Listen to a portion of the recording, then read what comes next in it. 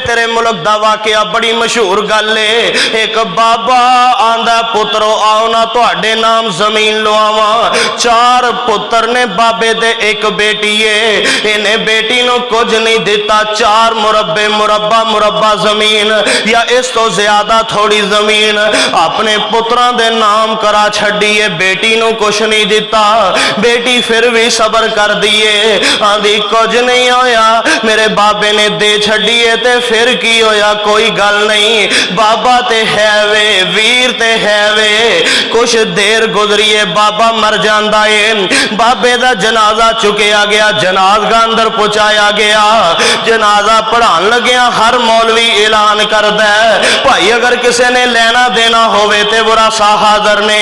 इमाम साहब ने ऐलान कर छड्या है। एक बंदा पिछों अगे वधदा है, जनाजे दी बाई पकड़ के कहंदा है, नांदा है जनाजे अंदर हाजिर गवाह लोगो सुन लो, इस बाबे कोलों मैं 30 लाख रुपया लेना है, जिन्नी देर तक मिलेगा नहीं जनाजा नहीं होन देंगा।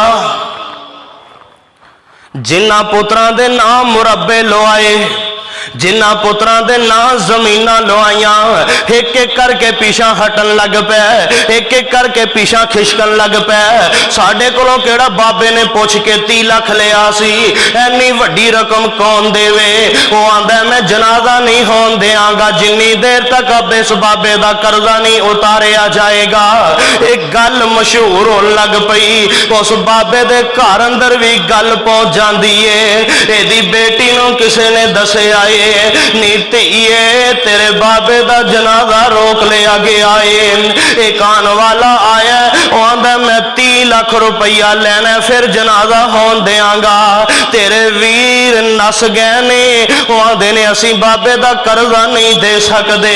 और धीयां दा हक खाने वालों, वाकया सुनान दा मकसद तेनू इबरत दिलाना है, तेनू सबक सिखाना है। मैं किसे कहानियां दा कायल नहीं, तेनू सबक देने वास्ते वाकया सुना रहा वान। दसन वाले ने दसिया नीति ये सारे तेरे भरा नस गए ने, तेरे बाबे दी मैयत पई है, जनाजा नहीं होन दे रहा। वो बंदा धी ने बुरका लिया है, जनाजा अंदर चली गई, जाके इजाजत लिया।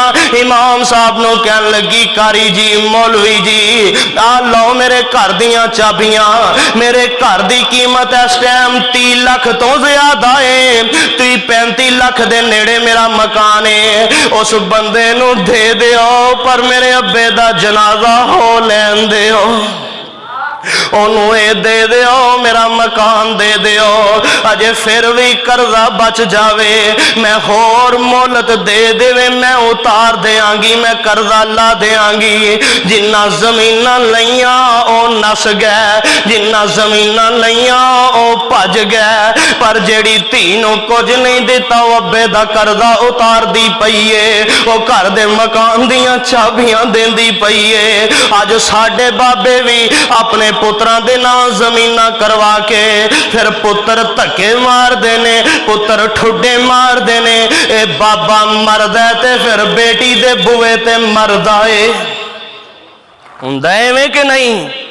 फिर बांगा ने मंजी चुकी हुंदी, नक नहीं रहिंदा, छेती छेती घरी लै चलो। पुत्रां दे नाम जमीना लवाइया, उन्हां रोटी दी बुरकी भी नहीं दिती, धी नूं कुछ नहीं दिता, उन्हें फिर भी सांभ लिया।